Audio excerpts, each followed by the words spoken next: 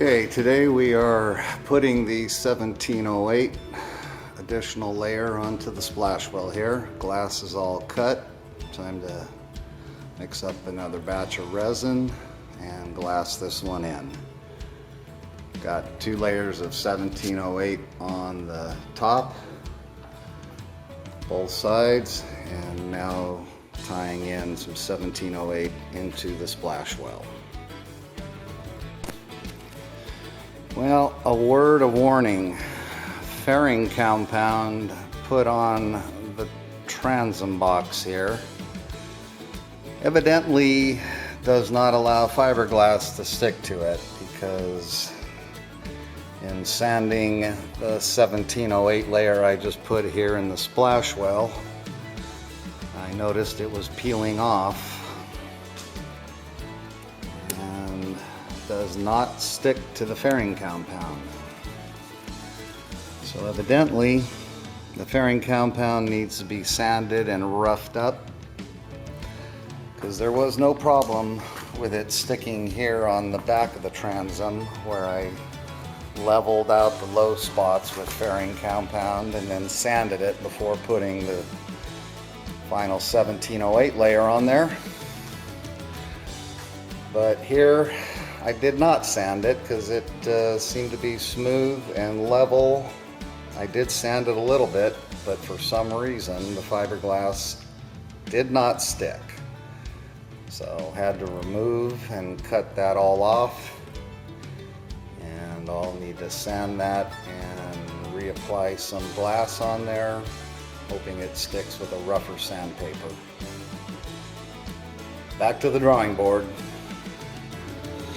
Alright, now we are drilling out the holes for the splash well drain tubes, brass, that will be inserted and sealed in there with 3M 5200 marine adhesive sealant. That way it holds it in place and doesn't leak. Keep drilling here.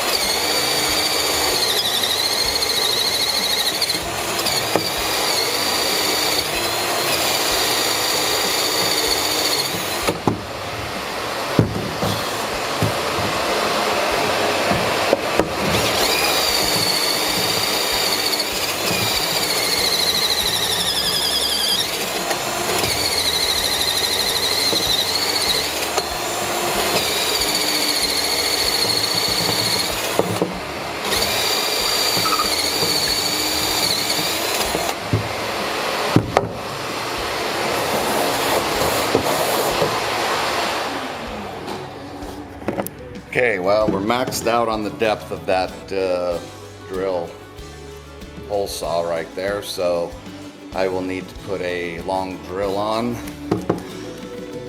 drill through the center hole there so I can come in from the other side of the transom and finish cutting that plug out.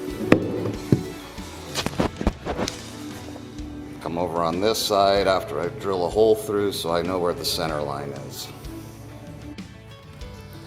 Okay, got the floor drains now installed. This way the deck will automatically flush through these 2 holes in the rear of the boat, and the tube will come out and exit through the hull, coming through a flapper. I finally got the order, and there we go.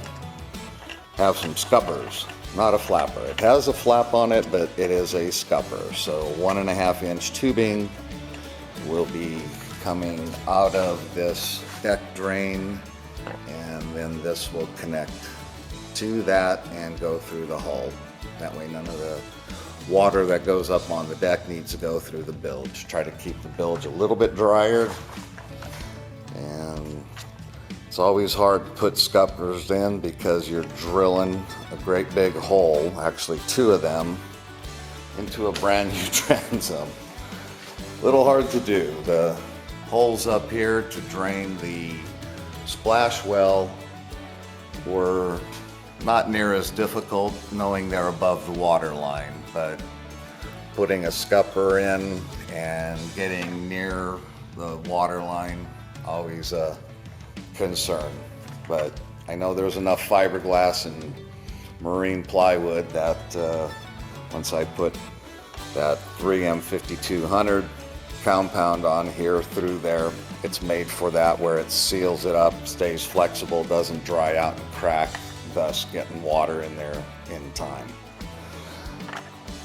Time to drill some holes in the hull. So here I'm getting ready to put in the battery switch and the hatch opening front here, getting the bilge pumps both connected and wired in. Have a 800 gallon an hour primary automatic float switch pump, and then a backup 1200 gallon per hour pump with its own internal float switch. So normal bilge pump and a backup pump. Wires are run up to the console here, and later we'll get those connected. Going to be working on the hull for a little while. Okay, so understandably this boat project has taken on its own life. It's a lot more work than I anticipated, and taking many more man hours working on it single-handed. So 10 months and counting at this point. I am getting ready to remove the bottom paint, which has built up over 50 years. I don't know when it was last taken off, but definite thick gouges and not a very good bottom. So we're gonna unfortunately have to sand all of this. I tried using a pressure washer sandblaster, and it was very long and tedious, and it did take it off, but that was going to be a much longer process than using some 40 grit, 80 grit, and removing it. The bottom pretty thick also, and various gouges taken out. And we'll sand it down to the gel coat. You can see over here, I worked on the bow and did a test patch here. Came out all right. This way I can check the gel coat, make sure it's solid before repainting it. But here's where the water pressure sandblasted the black, but would not take the blue off. The blue was so attached that a light duty sandblaster is not strong enough, so sandpaper was the only way to get it off. Over here on the port side, I was able to sand it off of the sides here, being easier accessible. And gonna either need to remove the fenders to get the balance of that taken off, or I am considering taking it off of the trailer and getting it on blocks. Otherwise, I don't know how I'm gonna sand the bottom of that, but that's gonna be one horrific job with all that bottom paint, black and blue powder coming down, and trying to keep my eyes protected and cleared and my lungs cleared. This is a dirty part of the job.